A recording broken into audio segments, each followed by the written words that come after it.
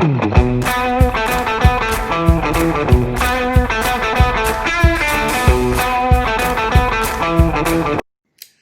YouTube, Cracker John here.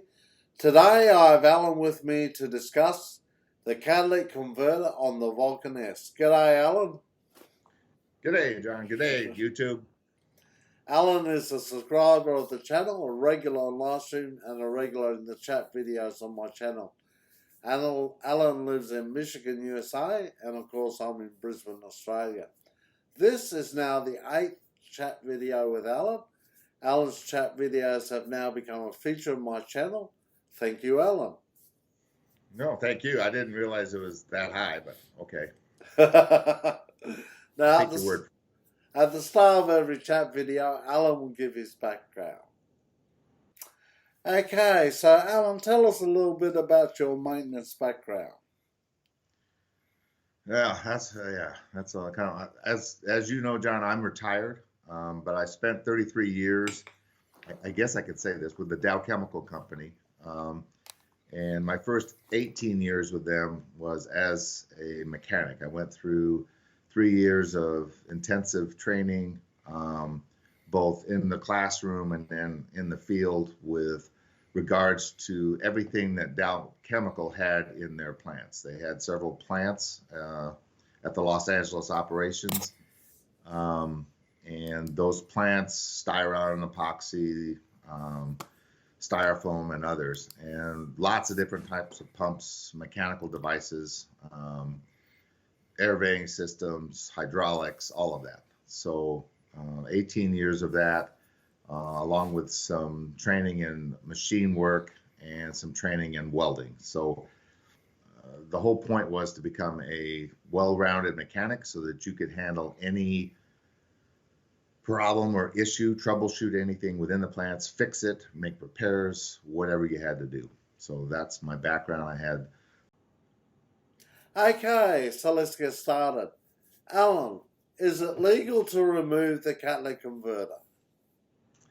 That's a good question, and you and I have been talking about this, and I think there's been at least one, if not two people, either on the YouTube videos when you talked about the Delcovic exhaust or on the chats on Discord asking if it's legal or not. So let me just say this first and foremost. I'll give the little legal disclaimer.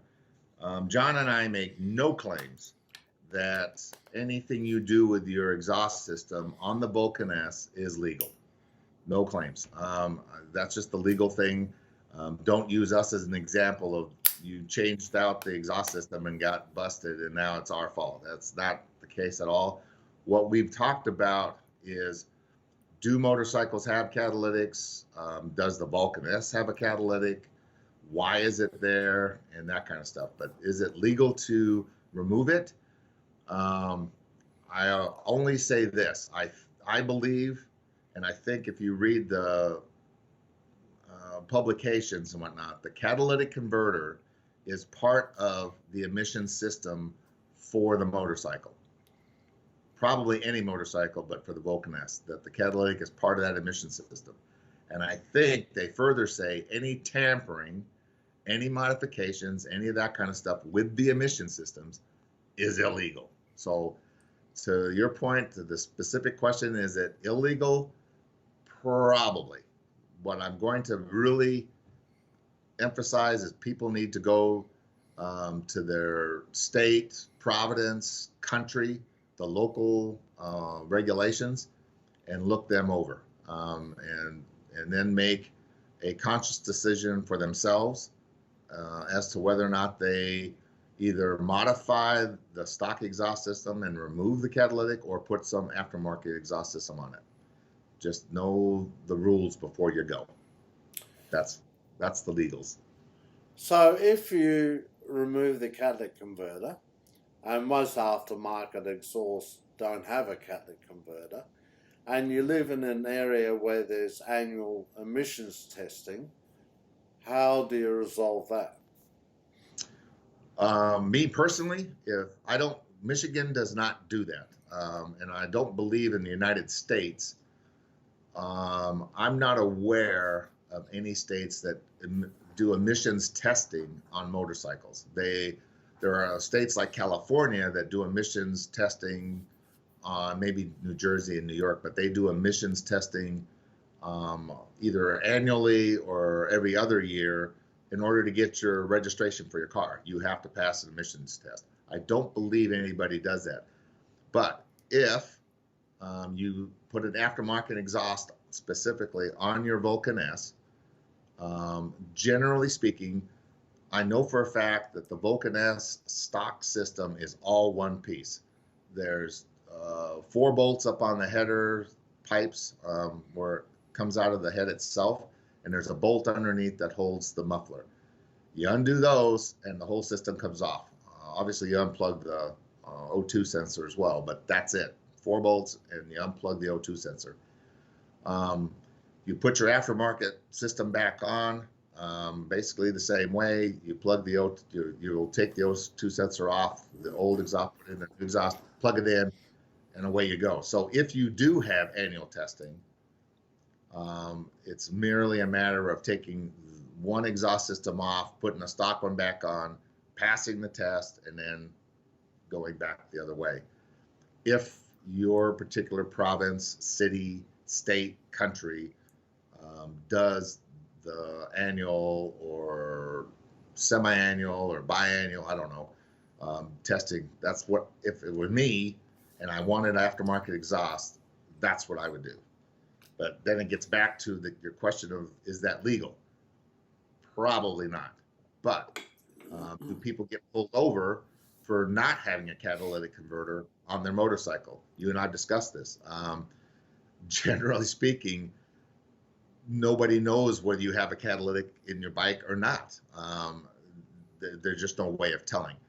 The only way they would be able to tell is if you got obnoxiously loud pipes, noise, and they pull you over for that. They would pull you over for a noise regulation problem, not for a catalytic converter problem.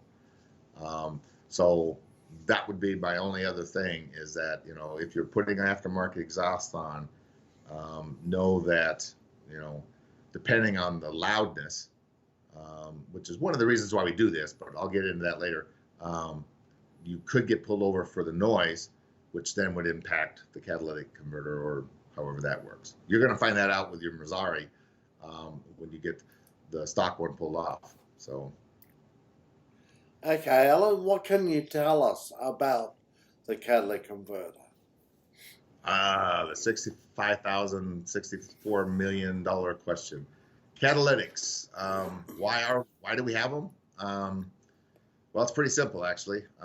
Just a little bit of history. The internal combustion engine, I did a little research with this. It was kind of funny.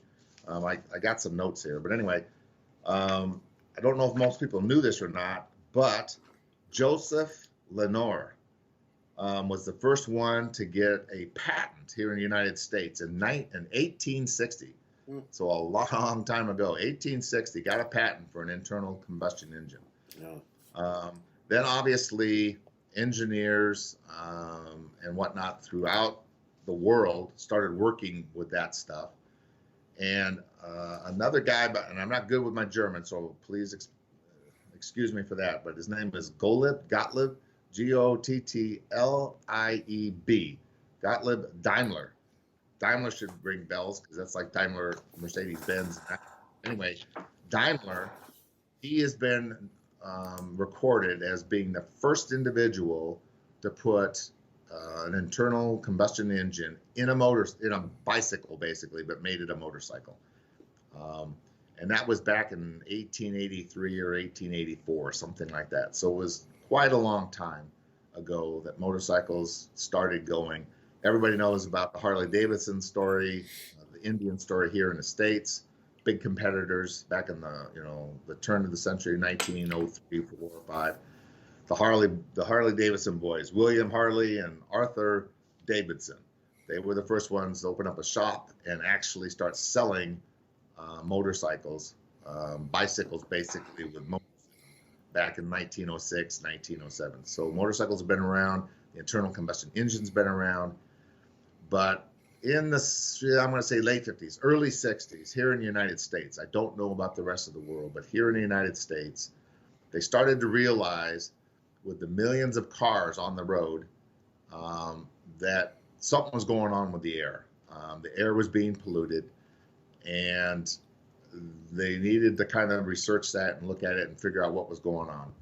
And what they came up with was a word called smog. I think everybody's heard that word, smog. I always thought that was an acronym for like maybe scientific, meteorological, outside gas or some weird thing. I don't know actually what smog stands for. Smoke and fog.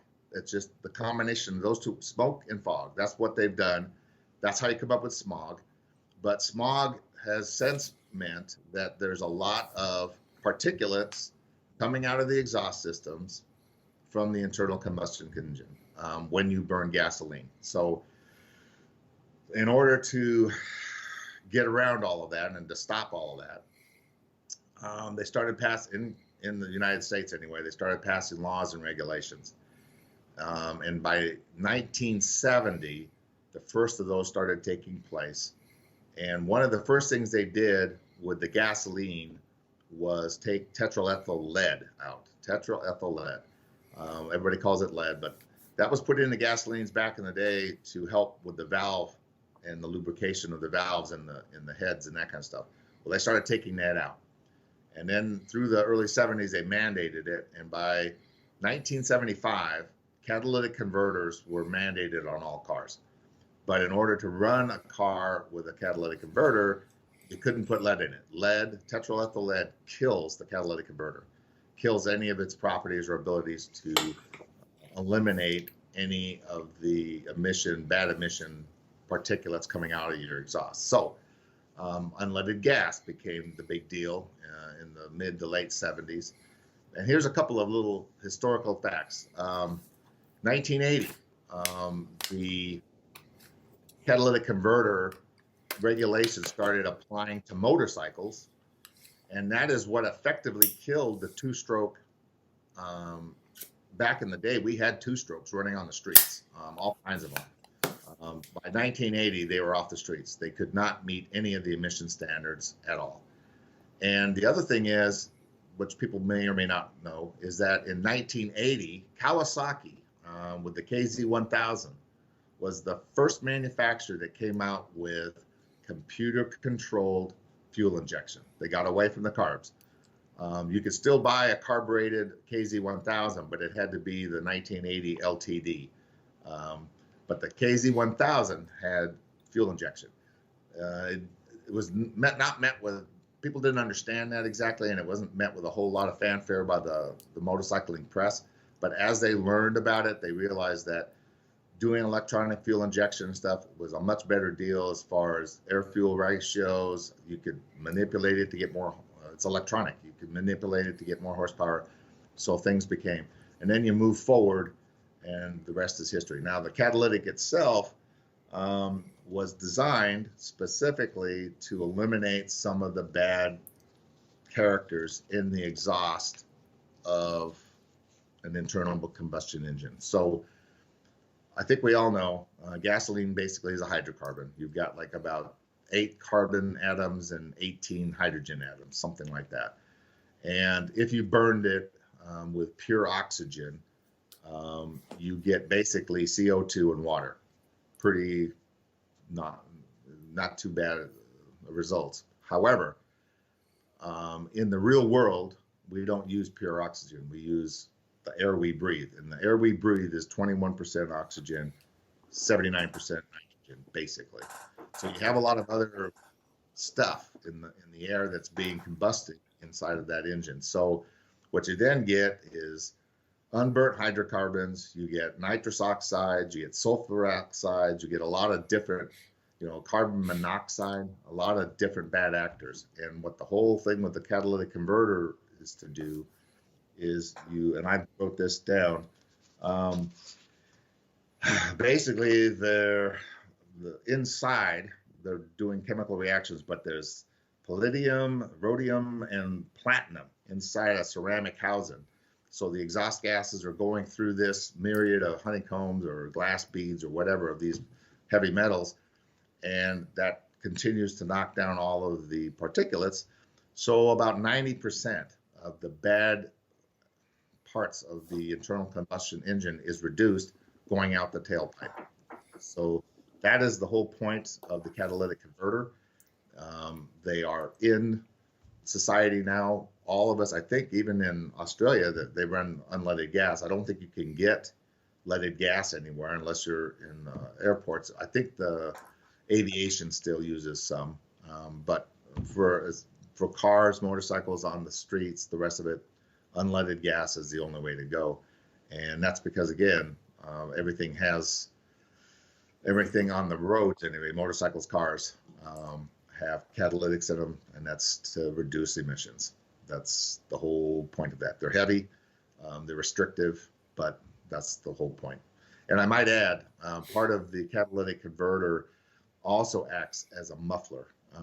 So yes, you may have a muffler with some baffles, some fiberglassing or some other materials inside, high temp stuff, but the catalytic also acts as a muffler. So if you just took the catalytic out, your exhaust is going to sound a little more robust. So let's just go that way. Okay, so what are the benefits of removing the catalytic converter? Well, there's always disagreements on that, but generally speaking, because, as I said earlier, the catalytic, because of the way it interacts with the exhaust gases, it's designed to do that. It does create back pressure inside the exhaust system, which then obviously backs up to the head.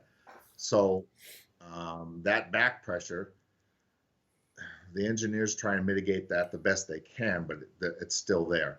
So by taking the catalytic out, or with relationship to the Vulcan S specifically, what you've done is you've made it a little more free-flowing. The exhaust gases go out the pipe. There's no real restrictions. So you may see a little increased horsepower. That's just one of the benefits, a little more horsepower. You could potentially, and specifically in today's world with the electronic fuel injection and the computer controls for your air fuel mixtures and all the rest, you may see better gas mileage. And because there's less engine back pressure, the engine is going to run cooler. You're freeing up horsepower. It's able to breathe, take air in and get the exhaust out. So you'll see potentially some lower engine operating temperatures.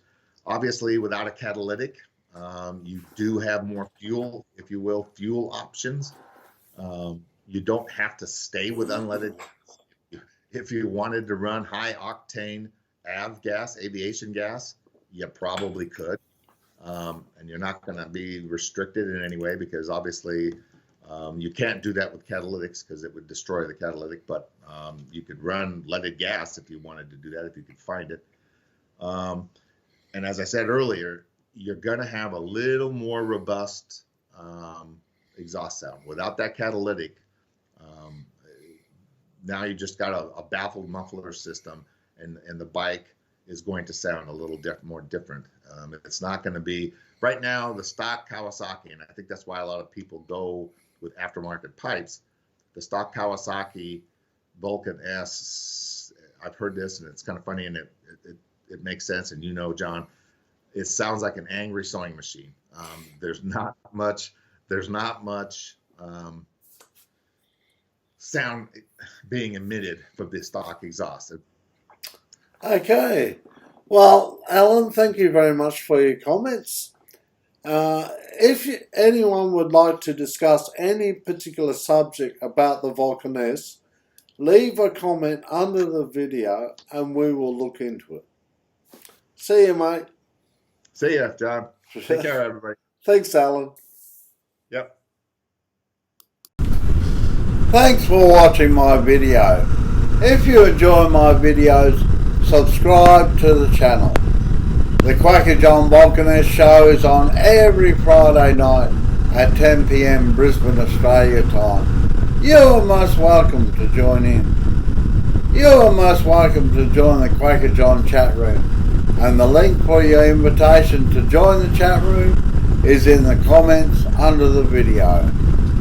I published a book called My Kawasaki Vulcan SE Adventures, and it is available on the Amazon website. See ya!